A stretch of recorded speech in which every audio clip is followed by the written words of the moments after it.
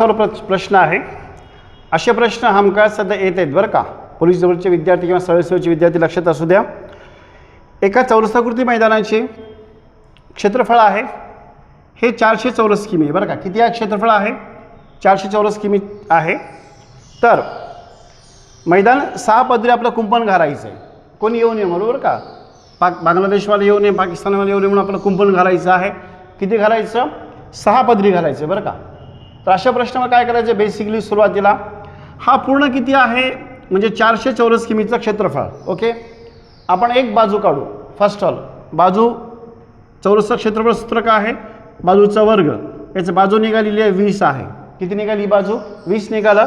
आता यातून परिमिती किती होता म्हणजे परिमिती म्हणजे गुणाकार. 4 बाजू जी आहे याचा गुणाकार करू. किती लागतं? 80 मीटर लागतं बरं का.